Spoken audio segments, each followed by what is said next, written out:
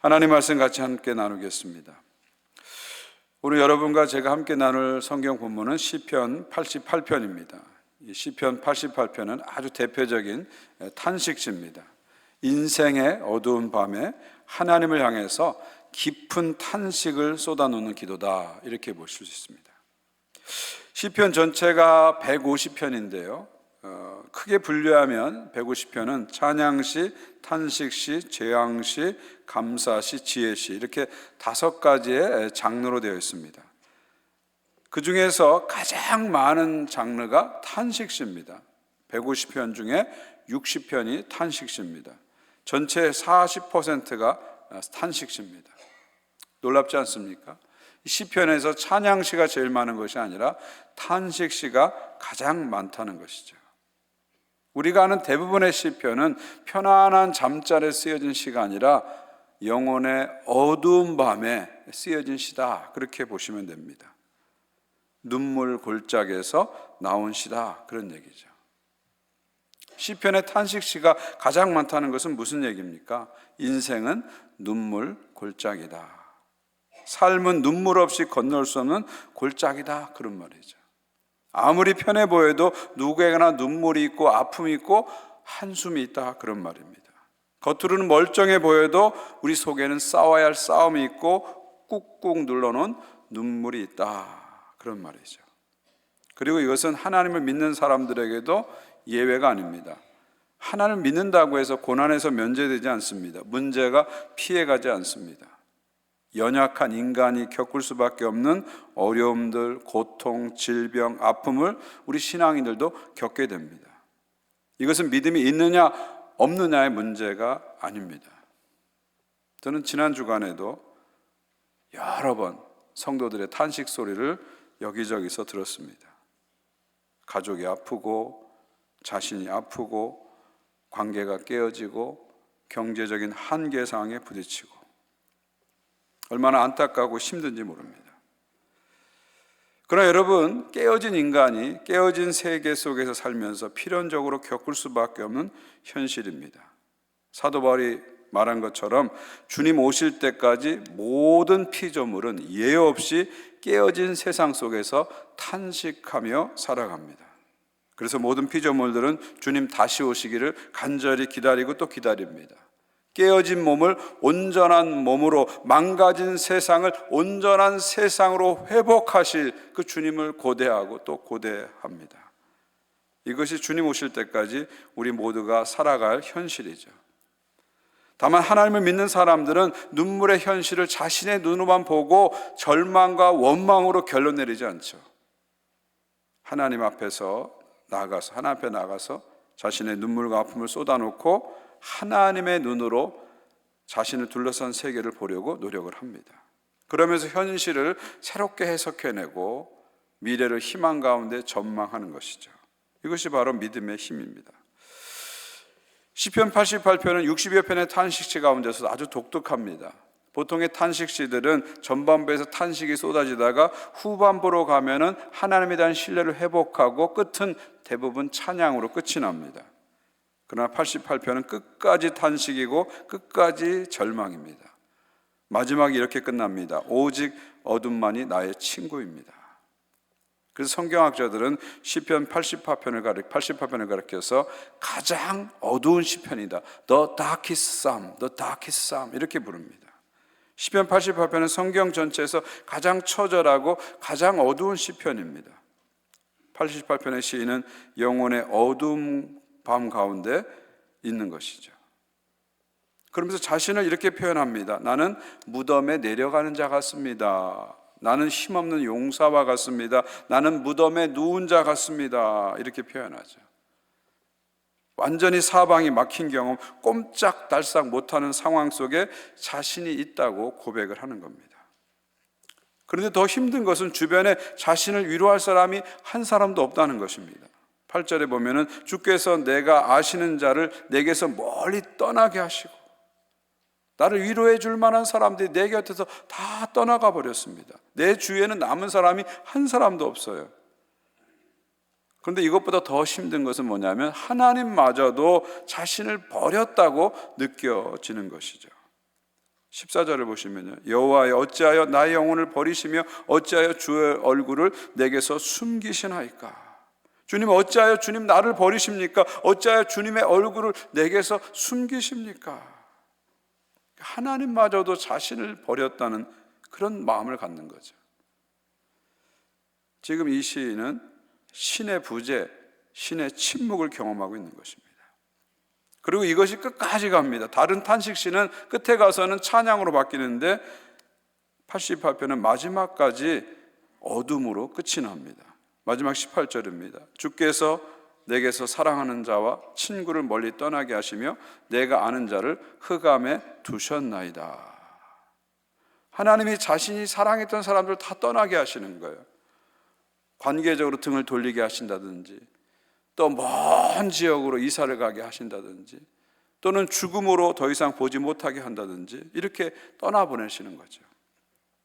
그리고 마지막 구절에서 뭐라고 고백합니까? 내가 아는 자를 흑암에 두셨나이다. 내가 아는 자를 흑암에 두셨나이다. 히브리 원문을 보니까 이렇게 되어 있어요. 나의 아는 자들은 흑암, 이렇게 되어 있어요. 나의 아는 자들은 흑암.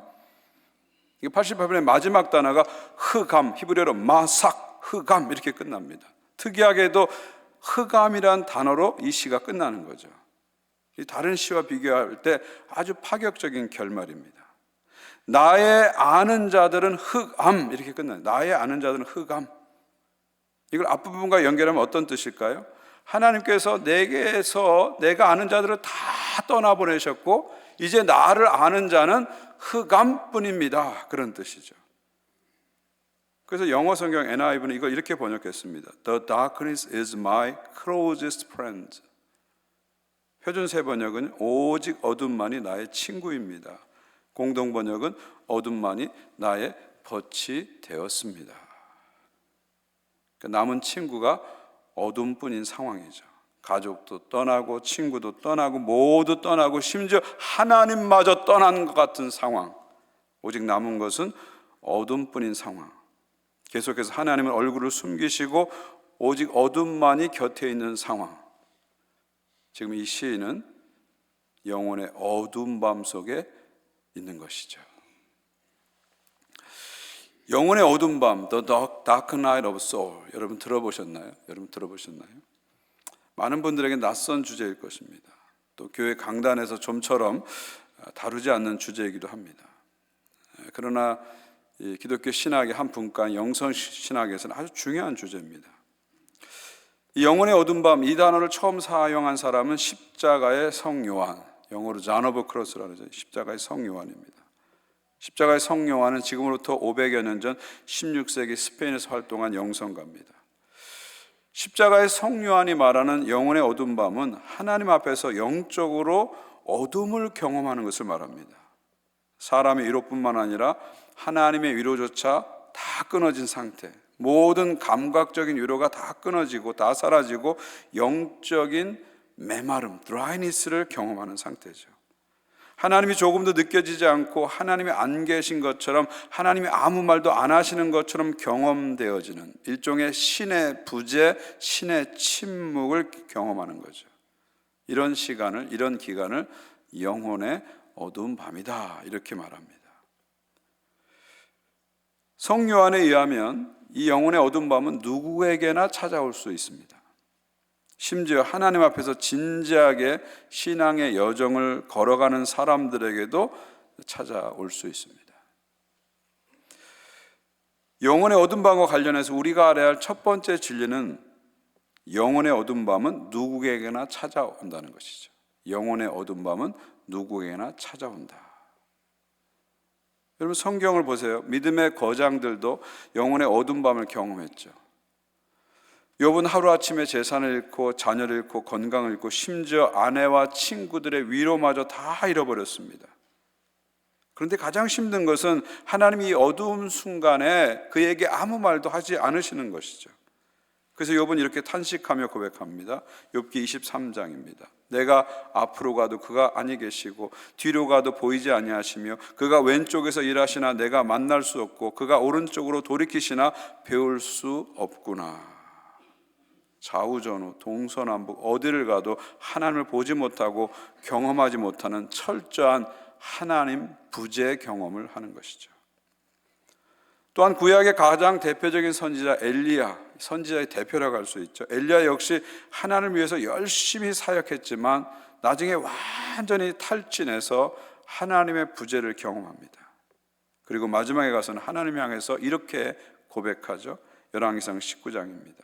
한 노뎀나무 아래 앉아서 자기가 죽기를 원하이르되 여호와여 넉넉하오니 지금 내 생명을 거두시옵소서. 영적으로 육적으로 완전히 번아웃 탈진해서 고백하는 거죠. 죽고 싶습니다. 이제 모든 것을 내려놓고 싶습니다. 하나님 앞에 고백합니다. 또한 우리를 대신해서 십자가에 지신 예수님의 십자가 경험은 어떤 의미에서 철저한 영혼의 어두운 밤 경험이라고 할 수 있습니다. 겟세마네 동산에서 예수님은 제자들에게 내 마음이 심히 고민하여 죽게 되었다 이렇게 말씀하시죠. 그리고 십자가상에서 주님이 이렇게 절규하십니다. 마태복음 27장입니다. 예수께서 크게 소리질러 이르시되 엘리 엘리 라마 사박다니 하시니 이는 곧 나의 하나님 나의 하나님 어찌하여 나를 버리셨나이까 하는 뜻이라. 여러분, 예수님의 이 외침은 단순한 육체적인 고통 때문에 외친 것이 아닙니다. 이 십자가의 순간에 예수님은 철저한 하나님 부재의 경험을 하신 것입니다. 아바 아버지 하면서 하나님과 친밀한 관계를 가지셨는데 그 친밀한 관계가 다 끊어지고 철저하게 하나님으로부터 버림받은 순간을 경험하는 거죠. 영혼의 절대 고독, 영혼의 절대 어두움을 주님은 지금 경험하시는 겁니다. 우리가 인생을 살아가면서 하나님 어디 계신가라고 느낄 때 우리를 대신해서 십자가 지신 예수님이 우리의 버림받은 이 고통을 이미 십자가에서 겪어주신 것이죠. 저는 교회에서 나타난 영적 인물들에서 공부하면서 많은 영적인 사람들이 영혼의 어두운 밤을 경험한 것을 발견하였습니다. 어떤 분들은 일정한 기간 동안 영혼의 어두운 밤을 경험했고요. 어떤 분들은 사역 내내 영혼의 어두운 밤을 경험했고요. 어떤 분은 반복해서 영혼의 어두운 밤을 경험했습니다. 그 중에 우리가 잘 아는 사람이 있는데 마더 테레사입니다. 마더 테레사는 인도에서 가난한 사람들의 성자, 언제나 가난한 사람들에게 하나님의 사랑을 전해준 그런 마더 테레사죠. 근데 정작 본인은 오랜 기간 동안 하나님 부재의 경험을 하였습니다. 그가 죽은 후에 발간된 마더 테레사의 서한집 나의 빛이 되어라, 나의 빛이 되어라. 이 책에서 마더 테레사는 자신의 영혼의 어두운 밤을 솔직하게 자신의 영적 지도자에게 고백을 합니다. 이렇게 고백합니다. 내 안에는 오랫동안 끔찍한 어둠이 있습니다. 하나님이 없는 것처럼 느껴집니다. 또 다른 편지에서는 이렇게 고백합니다. 기도하지만 내 기도를 아무도 듣지 못하는 것 같습니다. 하늘은 나에게 닫혀 있습니다. 세상 사람들에게 마더 테레사는 하나님을 보여주는 성자로 보여줬지만 정작 그녀의 영혼은 수십 년 동안 지독한 하나님 부재를 경험했던 것이죠. 하나님 임재를 느끼지 못했고 기도에서 위로받지 못했고 영적인 공허감과 메마름을 오랫동안 경험했습니다. 그런데 이런 가운데서도 마더 테레사는 가난한 이들을 향한 사역에 변함없이 헌신합니다. 그리고 자신이 겪고 있는 이 어두움은 평생 버림받음의 경험을 하는 가난한 자들과 자신을 일치시키고 자신을 연대시키고자 하는 하나님의 계획의 일부라고 고백합니다. 또 마더 테레사는 자신이 하나님을 충분히 경험하지 못했기 때문에 하나님을 더 계속 갈망하게, 평생 하나님을 갈망하게 하게 하셨고 그 갈망 속에서 자기 영혼이 정화되는 것을 경험했다고 고백합니다. 그리고 한 걸음 더 나가서 자신의 영적 경험을 통해서 우리를 위해서 십자가에서 버림받으신 예수님의 경험에 참여하게 됐다 이렇게 고백합니다. 그래서 비록 어두운 가운데 여전히 있지만 메마른 가운데 여전히 있지만 그 가운데서도 마더 테레사는 하나님을 붙잡고 하나님을 바라보면서 어둠 속에서 미소 짓는 법을 배웠다고 고백합니다. 이렇게 고백합니다. 하나님, 당신이 원하신다면 영원토록 이 고통 속에 머물겠습니다. 저는 당신의 행복을 위해 저의 모든 행복을 포기합니다. 이 어둠 속에서도 저는 당신을 향해 미소 지을 것입니다. 마더 테레사는 빛이 느껴져서 미소 지은 것이 아니라 빛이 전혀 보이지 않는 어둠 속에서도 하나님께 미소를 선물하기로 결단한 것이죠. 감정적 충만이 없어도 하나님께 헌신하기로 결단한 것입니다. 보통 우리는 영적으로 충만할 때, 영적 위로가 많을 때 하나님을 사랑하고 하나님께 헌신합니다. 그러나 영적으로 메마를 때, 위로가 없을 때는 하나님부터 멀어집니다. 하나님 향한 헌신을 멈춥니다. 그러나 여러분, 진정한 신앙은 기분에 좌우되지 않습니다. 체험에 좌우되지 않습니다. 기분이 좋을 때만 하나님을 바라봐서는 안 되죠. 아무런 영적인 보상이나 감각적 위로가 없을 때에도 우리는 신실하게 하나님 앞에 나올 수 있어야 됩니다. 예배할 수 있어야 됩니다. 헌신할 수 있어야 됩니다. 마더 테레사처럼 어둠 속에서도 하나님을 향해서 미소 짓는 법을 배워야 하는 거죠. 정서적으로 건강한 영성을 가진 사람은 영혼의 어두운 밤을 영적 여정의 한 과정으로 받아들입니다. 영적 여정의 일부로 받아들입니다. 그래서 나는 항상 충만해야 돼. 나는 항상 뜨거운 열정을 가져야 돼. 이런 은혜의 강박관념에 빠지지 않는 거죠. 우리 개신교회들은 약간 은혜의 강박관념이 있어요. 나는 항상 난 충만 뜨겁게 뭐가 그냥 항상 내가 그런 상태에 있어야 되고 있어야만 된다는 그런 어떤 강박관념이 있어요. 그러나 여러분, 내 인생의 계절도 그렇고 신앙의 계절도 그렇고 다양한 계절이 있습니다. 꽃피는 봄도 있고 뜨거운 여름도 있고 낙엽지는 가을도 있고 추운 겨울도 있습니다. 믿음의 여정을 걸어가면서 우리는 종종 영혼의 어두운 밤을 경험하는 거죠. 그렇죠? 이거 다 우리의 영적인 하나의 계절이다, 이렇게 보시면 됩니다. 때로는 하나님 임재가 더 이상 느껴지지 못할 때도 있고, 기도에도 하늘 문이 닫힌 것처럼 느껴질 때도 있고요, 영혼이 어둡고 곤고하고 피곤하고 메마를 때가 있습니다. 정말 하나님의 하신 일이 도무지 알 수 없고 눈에 보이는 열매도 나타나지 않을 때가 있습니다. 이런 순간이 우리에게 찾아옵니다. 여러분 가운데 지금 그 밤을 보내고 계시는 분도 계실 것입니다. 또 과거의 어느 시점에 오랫동안 그런 시간을 보내신 분도 계실 것입니다. 그런데 우리는 이것을 영적인 여정의 과정이다, 영적인 여정의 일부다 받아들일 필요가 있는 거죠. 한 걸음 더 나가서 정서적으로 건강한 영성은 이 시간이 또 다른 은총의 기회였다는 것을 깨닫게 되는 것입니다. 영혼의 어두운 밤이 그냥 어두운 밤이 아니라 나를 정화시키고 나를 새롭게 하시는 또 다른 은총의 밤이었다는 것을 깨닫게 되는 거죠. 영혼의 어두운 밤이 나의 영혼에게 찾아온 불청객이 아니라 하나님이 나를 더 깊은 하나님의 세계로 이끄시는, 초대하시는 초대장이다. 불청객이 아니라 하나님의 초대장이다 하는 것을 깨닫게 됩니다. 이 십자가의 성요한은 영혼의 어두운 밤을 두 단계로 표현하는데요. 첫 번째가 감각의 밤입니다. Night of the senses. 감각의 밤. 여러분, 신앙생활 초기에는요, 영적인 만족과 감정적 위로를 많이 누리죠. 그래서 주로 초신자 때 뜨겁고 눈물이 많고 감격적이고 그런 은혜가 막 쏟아집니다. 근데 여러분이 어느 정도 시간이 지나면 기도 생활이나 신앙생활에서 여러분이 얻었던 감정적 위로와 기쁨이 사라지고 메마름을 경험하기도 합니다. 성요한은 이것은 의도적으로 하나님께서 하시는 일이라는 거예요. 의도적으로 하나님께서 나의 감각을 죽이고 감정적 위로를 말리신다는 거예요.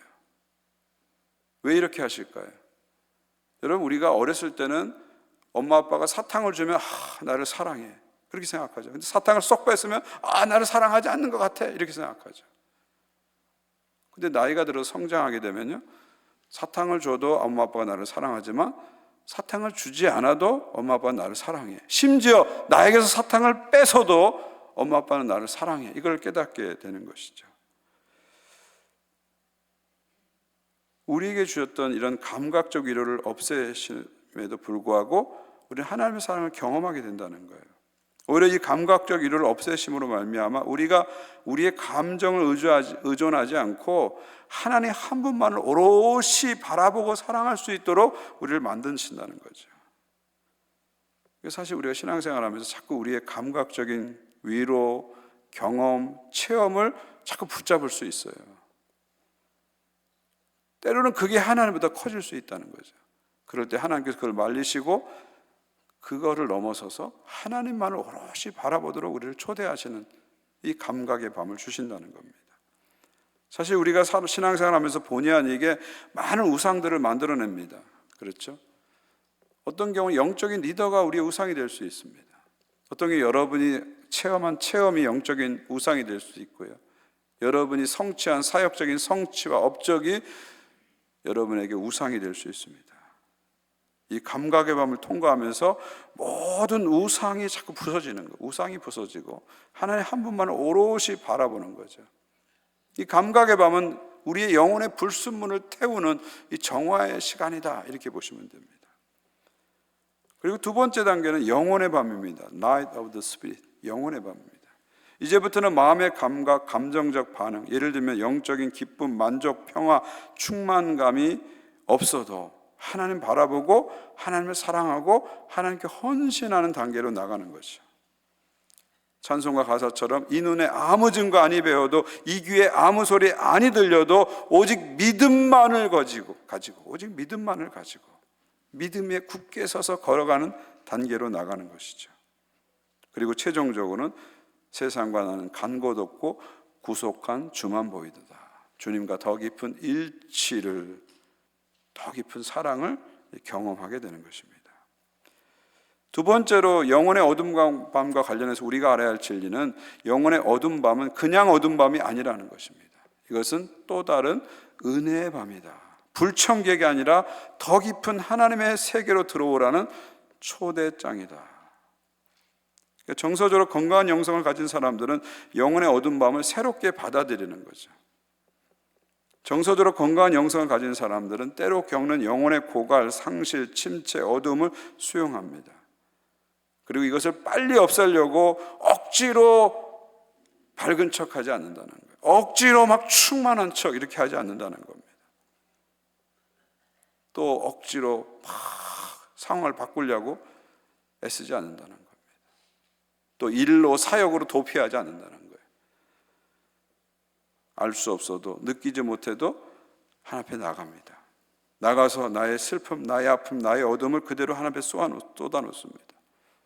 때로는 침묵으로 고독으로 하나님 앞에 머무는 시간을 가지는 것이죠. 그러면서 이 영혼의 어두운 밤 속에서 하나님 안에 머무는 법을 배우기 시작하는 겁니다. 구름이 태양을 가렸어도 태양이 사라진 것이 아닙니다. 마찬가지로 나의 느낌이 없어도 하나님이 사라진 것이 아니라 하나님은 여전히 이 어두운 밤 속에서도 일하고 계시다. 그것을 믿으면서 하나님을 기다리고 또 기다립니다. 그래서 영혼의 어두운 밤을 통해서 하나님을 기다리는 법을 배우기 시작하는 것이죠. 이제 마지막으로 여러분에게 한 가지만 말씀드리고 말씀 맺으려고 합니다. 영혼의 어두운 밤에 절대로 우리가 하지 말 것은 어떤 것도 변동하지 말라는 것이죠. 변경하지 말라는 것이죠. 결정하지 말라는 것입니다. 보통 사람들은 인생의 어두운 밤에 결정을 하죠. 영혼의 어두운 밤에 어떤 것을 변동합니다. 그렇죠? 그래서 내 영적으로 침체됐을 때, 영적으로 고독할 때, 영적으로 메말랐을 때 보통 우리가 변동을 줘요.